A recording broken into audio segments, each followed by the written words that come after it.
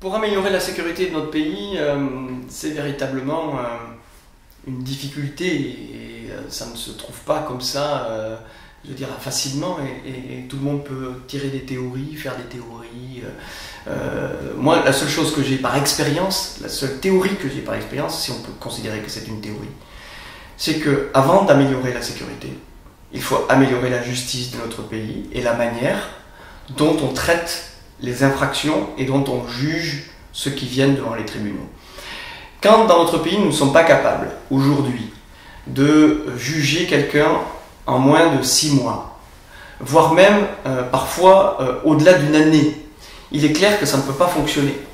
Lorsque il y a plus de 100 000 personnes qui sont condamnées à plus d'1 an de prison, qui n'effectuent jamais leur peine, il y a une véritable difficulté.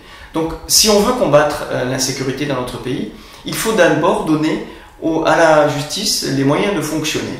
C'est-à-dire de faire en sorte que celui qui a commis une infraction puisse être jugé dans des temps raisonnables et qu'il puisse faire un lien entre ce qu'il a fait et puis la manière dont il est jugé. Aujourd'hui, ça n'est pas le cas. Et puis, lorsque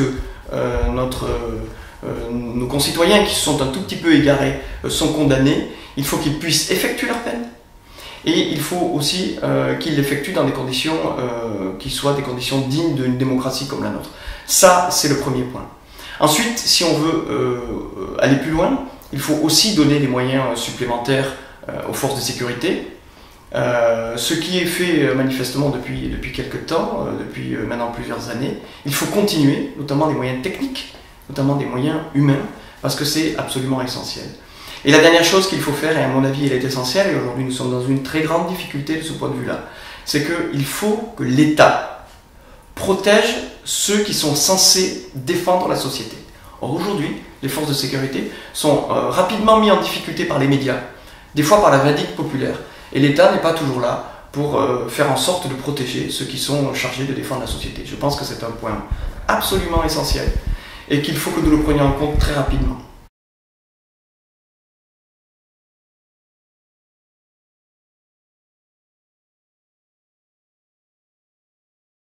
Il faut toujours dire les choses telles qu'elles sont. Il faut toujours dire la vérité. Alors je suis un peu prudent avec le terme de vérité, parce que chacun a sa vérité.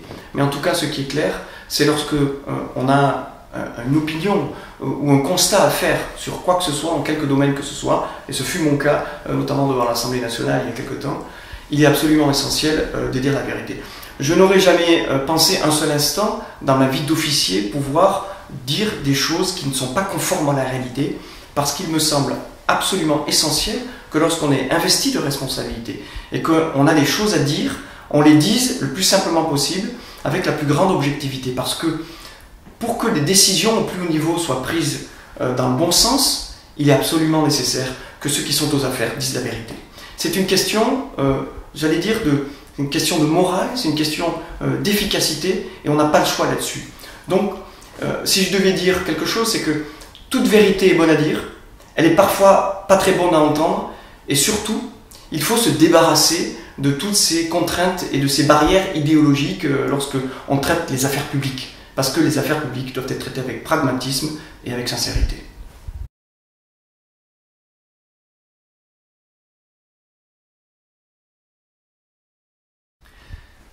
Nous allons vivre un très grand moment dans notre démocratie dans les jours qui viennent, parce que le renouvellement de l'Assemblée nationale va nous amener à trouver, j'allais dire, des développements inattendus.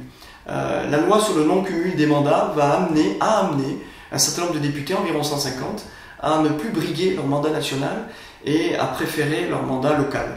Ce qui veut dire que 150 des nouveaux députés qui arriveront à l'Assemblée nationale le 19 juin au matin seront probablement, pour une grande partie d'entre eux, des personnes, des hommes et des femmes qui sont issus de la société civile.